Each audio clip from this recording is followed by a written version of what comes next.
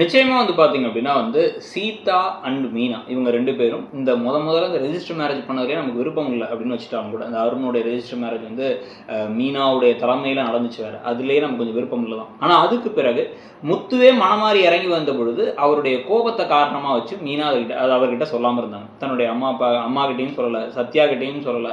சத்யா தனிக்கும் ஆரம்பத்துலேருந்து சீதா கூட வந்து ஒரு நல்லுறவாக இருந்தார். இந்த கல்யாண ட்ராக்ல வந்து அவர் கொஞ்சம் சப்போர்ட்டிவாக இருந்தார், அருணை கல்யாணம் பண்ணிக்கிட்டுமேன்ட்டு. ஆனால் அவருக்குமே வந்து கடுப்பாகிற அளவுக்கு ஒரு விஷயத்த பண்ணிட்டாங்க.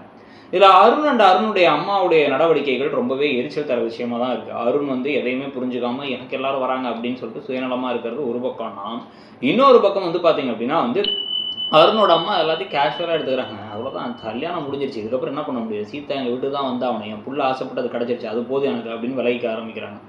இந்த எல்லா பிரச்சனைகளையும் கடைசியில் வந்து பார்த்தீங்கன்னா யார் தலையில் வந்து விட போகுதுன்னா எப்பயும் போல் மீனா தலையில் தான். ஏற்கனவே ஸ்ருதி ரவியோட கல்யாணத்தை மீனாவாக செஞ்சு வச்சாங்கன்னு மீனாவை வீட்டை விட்டு வெளில போக சொன்னார். இப்போ ஆல்ரெடி வந்து இன்னைக்கு கல்யாணம் முடிஞ்சதுக்கப்புறம் ஃபுல் போதையில் வந்து கல்யாணம் முடிஞ்சு நான் கிளம்புறேங்கும் போது இருந்துட்டு போங்க அப்படின்னா இல்லை சீதா கல்யாணம் நடக்கணும்னு ஆசைப்பட்டா, அழுதா, அதனால நான் வந்தேன். இதுக்கப்புறம் எனக்கும் உங்கள் குடும்பத்துக்கு எந்த சம்மந்தமும் இல்லை, நான் உங்கள் வீட்டுக்கு வரவும் மாட்டேன், நீ எங்கள் வீட்டுக்கு வராது அப்படின்ட்டாரு. உடனே அதிர்ச்சி ஆகிட்டாங்க. என்னது வீட்டுக்கு வர வேணாமா, அதாங்க என் வீடு அப்படின்னா, அது என் வீடு, இதுக்கப்புறம் நீங்கள் வர வேணாம் அப்படிங்கிற மாதிரி சொல்லி இப்போ வந்து கடைசியில் பையத்தில் ட்ரெஸ்ஸை போட்டு அனுப்பிவிட போகிறாரு. ஏற்கனவே எப்படி ஒரு தடவை துரத்தி விட்டாங்களோ அதே மாதிரி இப்போ ஒரு விஷயம் நடக்க கடைசியாக என்ன நடக்கும்னு நினைக்கிறீங்க அப்படின்னா வந்து அண்ணாமலை உள்ளார பூந்துருவார். அண்ணாமலை உள்ளார பூந்து ஒரு பஞ்சாயத்து பண்ணி அவர் ஏதாவது முத்துவுக்கு எதிரான விஷயங்கள்லாம் கரெக்டாக பஞ்சாயத்து பண்ணுவார்.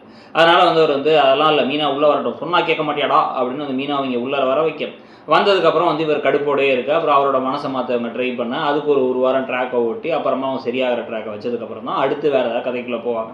ஸோ அது வரைக்கும் நம்ம இவங்களுடைய ஊழல் காட்சிகளை வந்து பார்த்துட்டு இருக்கும் பொழுது ரோகிணிக்கு கொஞ்சம் மனநிறைவாக இருக்கும். இப்போதைக்கு நம்ம விலகிட்டோம், ஏற்கனவே வந்து அந்த பிஏ தினேஷையும் வந்து கொஞ்சம் மிரட்டி விட்டாங்க, இப்போதைக்கு நமக்கு எதுவும் பிரச்சனைலாம் நினச்சிட்டு இருக்க போகிறாங்க, அவங்களுக்கு வேறு ஏதாவது பிரச்சனை வரப்போதா அப்படிங்கிறத பொறுத்து இருந்து பார்க்கணும்.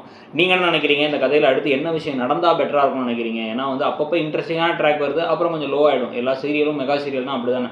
அதில் இந்த சீரியலில் நீங்கள் என்ன எதிர்பார்க்குறீங்க அப்படிங்கிறத சொல்லிவிட்டு மறக்காமல் இடம்பொருள் சேனலையும் சப்ஸ்கிரைப் பண்ணிவிடுங்க. தேங்க்யூ.